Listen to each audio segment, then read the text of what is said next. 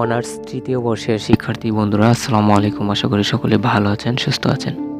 আজকে আমরা ফোকলোর তত্ত্ব ও বাংলা লোকসাহিত্য বিষয়টি থেকে যে গুরুত্বপূর্ণ সংক্ষিপ্ত প্রশ্নগুলো দেওয়া হয়েছে সেগুলো আমরা এক এক করে বিস্তারিতভাবে আলোচনা করার চেষ্টা করব। প্রথমে আমরা যে প্রশ্নটি নিয়ে আলোচনা করব সেটি হচ্ছে ছড়া। লোকসাহিত্যের প্রাচীনতম ও অন্যতম নিদর্শন ছড়া। ছড়া শিশুতোষ রচনা, কিন্তু কেবল শিশু মনোরঞ্জনের জন্য রচিত ছন্দবদ্ধ পদ্য রচনাই নয়, শিশু, কিশোর, যুবক, বয়স্ক সকল শ্রেণীর জন্য রচিত। সমাজের বিভিন্ন স্তরের নর নারী বিভিন্ন উপলক্ষে ছড়া চর্চা করে থাকে। ছড়ার সংজ্ঞা নির্ণয় করা কঠিন। শিশুদের কাছে পদ্য বলা বা শুরু করে ছন্দবদ্ধ পদ বলাই ছড়া নয়। ছড়া হলো সমষ্টিগত লোকমনের সৃষ্টি, সমাজের সাধারণ মানুষের আবেগ, কল্পনা, স্বপ্ন, স্মৃতি, অভিজ্ঞতার কথা পদ্যের ভাষায় ছন্দের বন্ধনে ক্ষুদ্র অবয়বে যে ভাঙময় রূপ লাভ করে তাই ছড়া। ছট শব্দ থেকে ছড়া শব্দের উৎপত্তি বলে গণ্য করা হয়।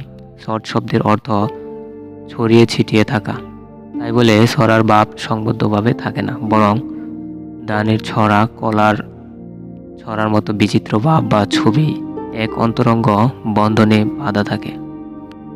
ছড়া আবোল তাবোল রচনা বা স্বপ্নদর্শী মনের সৃষ্টি নয়। ছড়ার বিশাল রাজ্যের সামান্য অংশে স্বপ্নকথা আছে, বিশেষ করে ছেলে বুলানোর জন্য ব্যবহার হয়ে থাকে। ভাবের দিক থেকে ছড়ায় তেমন পরিণতি থাকে না, তবে ছড়ায় রসের প্রাধান্য থাকে এবং থাকে বিমুগ্ধ শব্দচঙ্কার। ছড়ার কোনো কাল বা বিশেষ রচয়িতা নেই। ছড়া লোকসাহিত্যের একটি জনপ্রিয় শাখা। এর প্রচারও সর্বাঞ্চলীয়।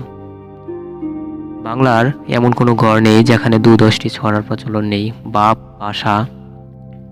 ভাষা, ছন্দ, রস, রুচি, রূপ, শৈলী মিলে ছড়ার নিজস্ব ভুবন রচিত হয়েছে। লোকসাহিত্যের অন্যান্য শাখার সাথে ছড়ার এসব উপাদানগত মিল নেই। ছড়ার নিজস্ব ছন্দ আছে, যা লোকসাহিত্যের অন্য শাখাকেও প্রভাবিত করে। এসব ছন্দ সাধারণত স্বরবৃত্ত হয়ে থাকে। ৪ মাত্রা দ্বারা পর্ব গঠিত হয়। প্রতি চরণে ২ থেকে ৪টি পর্ব থাকে। এ ছন্দে যোগ, অন্ত, মিল, ধ্বনি, স্পন্দন, দ্রুত লয় ইত্যাদি মিলে এক মনোমুগ্ধকর আনন্দময় ভুবন রচিত হয়। এবার আমরা ২ নম্বর প্রশ্নে চলে যাচ্ছি। ২ নম্বর প্রশ্নে রয়েছে ফোকলোর, বিশ্বাস ও সংস্কার দুটি শব্দের গুরুত্ব। সভ্যতার সুউচ্চ শিখরে দাঁড়িয়েও মানুষ আদিম বিশ্বাস ও সংস্কারকে বর্জন করতে পারেনি। শত চেষ্টাতেও এগুলো থেকে নিষ্কৃতি নেই। যে সমাজে মানুষের মানসিক চিন্তার স্তর যত নিচে, সে সমাজে বিশ্বাস ও সংস্কার ততটাই উপরে। তাছাড়া মানুষের অবচেতন মনে সমাজের কিছু চিহ্ন হিসেবে বহু বিশ্বাস ও সংস্কার আজও জীবিত। আমাদের দেশে ৮৫% মানুষ শিক্ষা বঞ্চিত, ফলে লোকবিশ্বাস ও লোকসংস্কার তো রাজত্ব করবেই। তবে সুসভ্য সমাজেও লোকবিশ্বাস লোকসংস্কারের প্রচুর সাক্ষাৎ মেলে। যেমন একজন ইংরেজ জেলে প্রথমে পেছন দিকে জাল ছুঁড়ে ফেলে, এতে সে মাছ বেশি পায়। আমেরিকান এক ব্যবসায়ীর এক মামলার দিনে লাল টাই পরে যাওয়ায় মামলার রায় তার পক্ষে আসে, তাই সে প্রতি মামলার দিনে ওই লাল টাইটি ব্যবহার করে। ১৩ যে একটি অশুভ নম্বর, পৃথিবীর সমগ্র সর্বত্র এটি একটি সংস্কার হিসেবে স্বীকৃত। মন্ত্রতন্ত্রের মাধ্যমে বিভিন্ন রোগে আরোগ্য লাভের বিশ্বাস আজও আমাদের মজ্জাগত। ভূত, প্রেত বা মহাত্মা, মৃতাত্মা সম্পর্কে নানা ধরনের বিশ্বাস ও সংস্কার বিদ্যমান রয়েছে। প্রত্যেক বিশ্বাস এবং সংস্কারের মূলে একটি সংক্ষিপ্ত ইতিহাস রয়েছে।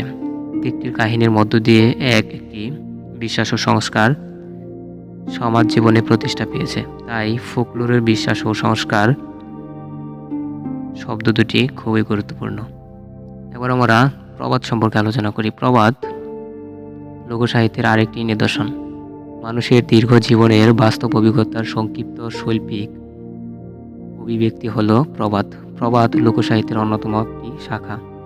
প্রবাদ সমাজ জীবনের অভিজ্ঞতার নির্যাস। লোকসাহিত্যের আর শাখার চেয়ে প্রবাদের উপযোগিতা বেশি। প্রবাদে জ্ঞান ও সত্যের প্রচারের প্রতিষ্ঠা থাকে। প্রবাদের বক্তব্য রসালো। প্রবাদকে তাই কাব্য কণিকা বা কাব্যের ঘনীভূত নির্যাস বলা হয়। বিশেষ দেশ ও জাতির বক্তব্য প্রবাদের মধ্য দিয়ে বিশ্বমানবের হয়ে পড়ে। প্রবাদ কোনো ভৌগোলিক সীমানায় আবদ্ধ থাকে না।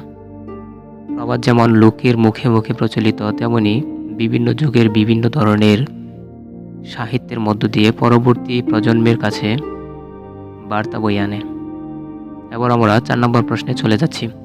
4 নম্বর প্রশ্নে রয়েছে, নাহি আমার মাতা পিতা গর্ব সুদূর বাই, সুতের হেওলা ওইলা বাইসা বেড়াই।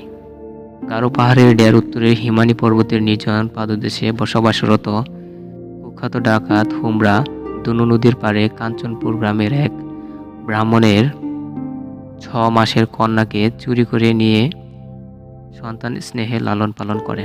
16 বছর পেরোতে না পেরোতেই মেয়েটি অপূর্ব সুন্দরী হয়ে ওঠে। তার নাম রাখে মহুয়া। হুমরা ডাকাতি ছেড়ে মহুয়াকে খেলা শেখায় এবং বেদের দল করে দেশ বিদেশে খেলা দেখাতে দেখাতে তারা বামনকান্দা গ্রামে এসে জমিদার ব্রাহ্মণ নদের চাঁদের বাড়িতে খেলা দেখায়। নদের চাঁদ মহুয়ার রূপে গুণে মুগ্ধ হয়। মহুয়ার প্রতি তার প্রেম জন্মে। প্রেমের প্রথম পাদে এক অবসরে নদের চাঁদ সন্ধ্যাবেলায় মহুয়াকে নদীর ঘাটে তার সাথে দেখা করতে বলে। জল আনার ছলে মহুয়া নদীর ঘাটে যায় বটে, তবে নদের চাঁদকে জানায় যে নদের চাঁদের কথায় সে ঘাটে আসেনি, নিজের প্রয়োজনেই এসেছে। তবে সে ষোড়শী যুবতী কন্যার ফলে ভিন্ন দেশী অপরিচিতা পুরুষের সাথে তার কোনো কথা থাকতে পারে না। নদের চাঁদ জানিয়েছে যে ঘাট নির্জন, ফলে তাদের আলাপনে কোনো বাধা নেই। আলাপচারিতার প্রথমেই নদের চাঁদ মহুয়ার দেশ, মাতা পিতা প্রভৃতির পরিচয় জানতে চাই। নদের চাঁদের প্রশ্নের জবাবে মহুয়া তাকে জানিয়েছে যে মা বাবা ভাই বোন কেউ নেই। সে স্রোতের শ্যাওলার মতো আজ এ ঘাটে কাল ও ঘাটে এমনি করে ভেসে বেড়ায়। তার এ যাযাবর জীবনে সে নোঙর করতে পারেনি। নদের চাঁদের প্রশ্নের জবাব দিতে গিয়ে মহুয়া সুকৌশলে তার নিঃসঙ্গ জীবনের বেদনা বিদুর বার্তা নদের চাঁদকে জানিয়েছে। এবার আমরা মহুয়ার সুন্দরী রূপ অর্থাৎ 5 নম্বর প্রশ্নে চলে যাচ্ছি। গারো পাহাড়ের উত্তরে হিমানী পর্বতের অদূরে সপ্ত সমুদ্র বেষ্টিত জনমানবহীন জঙ্গলে হুমরা নামের এক ডাকাত তার দলবল নিয়ে বসতি করত। হুমরার বয়ে জনপদের মানুষজন ছিল সংখ্যাত। হুমরা ডাকাতি করতে দনু নদীর পারে কাঞ্চনপুর গ্রামে ডাকাতি করতে এসে এক বৃদ্ধ ব্রাহ্মণের 6 মাসের শিশুকন্যাকে চুরি করে তার নাম রাখে মহুয়া। মহুয়াকে হুমরা পেলে পুষে বড় করে। ডাকাতি ছেড়ে দিয়ে হুমরা 16 বছরের মহুয়াকে নানা ধরনের খেলা শেখায় এবং এক বেদের দল গঠন করে। হুমরা এখন বেদের সর্দার বলে পরিচিত। মহুয়া রূপে গুণে অনন্যা। তার লম্বা কালো ঘন চুল পা পর্যন্ত পড়ে। কেশবতী মহুয়ার মুখশ্রী অপূর্ব মহিমা ও সৌন্দর্য মণ্ডিত। সদ্য ফুটা পুষ্প সম তার মুখশ্রী গন্ধে মধুতে মায়ে টলমল করে। যে সাপের মাথায় মণি থাকে তা যেমন আধার রাতে জকমক করে জ্বলে ওঠে, তেমনি মহুয়া রূপে ঐশ্বর্যে ঝলমল করে। তাকে দেখে হৃদয়ে দোল দেয় না এমন পুরুষ দুর্লভ। এমনকি সাধু সন্ন্যাসী মনি ঋষির মন পর্যন্ত টলে যায় মহুয়াকে দেখলে। চলন বলন কেশ মুখশ্রী সব মিলে অনির্বচনীয় রূপ ঐশ্বর্যের অধিকারিণী মহুয়া। 6 নম্বর প্রশ্নে রয়েছে নদের চাঁদের পরিচয়। নদের চাঁদ বামনডাঙ্গার জমিদার। জমিদার হলেও তার হৃদয়ে মানবতার যেমন অভাব নেই, তেমনি সে প্রেমিক পুরুষ। প্রেমে সে অসাম্প্রদায়িক। অন্য জমিদারের মতো সে রূপ মুগ্ধ বা লম্পট নয়। প্রেমের জন্য সে জমিদারি ছেড়েছে আত্মীয় স্বজন। শেষ পর্যন্ত সে প্রেমিকার জন্য জীবন পর্যন্ত বিলিয়ে দিয়েছে। 7 নম্বর প্রশ্নে রয়েছে গীতিকা কাকে বলে। ইংরেজি ব্যালেট শব্দের অর্থ হচ্ছে গীতিকা। গীতিকার বিষয়গুলো এক মুখহীন, বৈচিত্র্যহীন। নারীর মধ্যে প্রেমের শক্তি যে কি দুর্জয়, গীতিকায় তারই পরিচয় মেলে। গীতিকার বৈশিষ্ট্য: গীতিকায় চরিত্র সৃষ্টিতে শিখিল ও ঢিলে ডালা। গীতিকা বিরতিহীন অবিভক্ত বর্ণনা। গীতিকার কাহিনী প্রেম মিলন বিরহ কেন্দ্রিক। ব্যর্থ প্রেমী গীতিকার প্রধান উপজীব্য। সর্বশেষ যে বৈশিষ্ট্য রয়েছে সেটি হচ্ছে গীতিকা সঙ্গীতে লেখা একটি কাহিনী।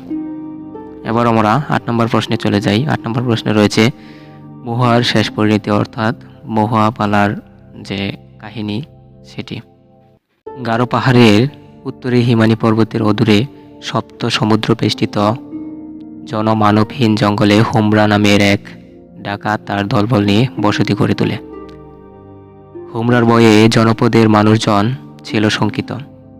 হুমরা ডাকাতি করতে দনু নদীর পাড়ে কাঞ্চনপুর গ্রামে ডাকাতি করতে এসে এক বৃদ্ধ ব্রাহ্মণের 6 মাসের শিশুকন্যাকে চুরি করে আনে এবং তার নাম রাখে মহুয়া। মহুয়াকে পেলে পুষে সে বড় করে। মেয়ের দিকে তাকিয়ে ডাকাতি ছেড়ে দেয়। মেয়েকে সৎ উপার্জনে বড় করে তুলবে। ডাকাতি ছেড়ে এক বেদের দল গঠন করে। সে দলের দলপতি হোমরা মহুয়াকে দলের মধ্যমণি করে দলবল সহ বিভিন্ন স্থানে খেলা দেখিয়ে বেড়ায়। বামনকান্দা গ্রামের জমিদার মহুয়ার খেলা দেখে এবং তার রূপে মুগ্ধ হয়। সে বেদেদের জমি জমা দিয়ে বসতি স্থাপনের সুযোগ দেয়। ধীরে ধীরে মহুয়া ও নদের চাঁদের মধ্যে প্রণয় গড়ে ওঠে। গোষ্ঠী জীবন রক্ষার্থে হুমরা মহুয়াকে যুবক বেদে সুজনের সাথে বিয়ে দিতে চাই। ফলে নদের চাঁদের ওখান থেকে রাতের অন্ধকারে বেদের দলবল সহ সব কিছু নিয়ে সেখান থেকে পালিয়ে যায়।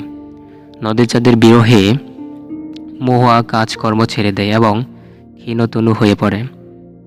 নদের চাঁদ পূর্ব প্রতিশ্রুতি মোতাবেক বিভিন্ন স্থান ঘুরে বেড়ায়। শেষে মহুয়ার আস্থানায় হাজির হয়। হুমরা গভীর রাতে মহুয়ার হাতে ছুরি তুলে দিয়ে নদের চাঁদকে হত্যার নির্দেশ দেয়, কিন্তু মহুয়া প্রেমিককে হত্যা না করে তাকে নিয়ে পালিয়ে যায়। অতি সুন্দরী মহুয়া সওদাগর ও সন্ন্যাসীর কামনার চোখে পড়লেও মহুয়া তার বুদ্ধি দিয়ে তাদের হাত থেকে রক্ষা পায়। হুমরা দলবল সহ মহুয়াকে খুঁজতে বের হয় এবং শেষ পর্যন্ত মহুয়াকে খুঁজে পায়। আবারও হুমরা মহুয়াকে নির্দেশ দেয় নদের চাঁদকে হত্যা করতে। নিরুপায় মহুয়া শেষ পর্যন্ত ছুরিঘাতে আত্মহত্যা করে।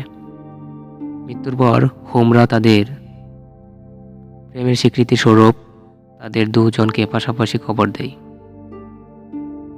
দুজনের মিল ঘটে মৃত্যুর পরপারে। এবার আমরা 9 নম্বর প্রশ্নে চলে যাই। 9 নম্বর প্রশ্নে রয়েছে দেওয়ানা মদিনা পালার রস। দেওয়ানা মদিনা গীতিকাটির শুরু মৃত্যু দিয়ে, অতঃপর সৎ মায়ের 2টি শিশুর মৃত্যুর চক্রান্ত। জল্লাদের হাত থেকে ছাড়া পাওয়ার পর তাদের দুঃখের জীবন শুরু হয়। বিশেষত মদিনাকে তালাক দেওয়া দুলালের জন্য মদিনার প্রতীক্ষা, তার মৃত্যু, মদিনার কবরের পাশে দুলালের বাকি জীবন কাটানো করুণ রসের দ্যোতক দেয়। হায়রে পরাণের বন্ধু, রইলা কোন দেশে, অবাগী কান্দিয়া মরে তোমার উদ্দেশ্যে। 10 নম্বর প্রশ্নে মদিনার শেষ পরিণতি অর্থাৎ দেওয়ানা মদিনার মূল কাহিনী। দেওয়ানা মদিনা পালাতে আলাল দুলাল দুই ভাই। সৎ মায়ের চক্রান্তে তারা সংসার হারা কুল হারা, দুজন দুদিকে লালিত পালিত হয়। বড় ভাই আলাল সেকান্দরের কাছে মানুষ হয়, আর ছোট ভাই দুলাল এক কৃষকের ঘরে মানুষ হয়।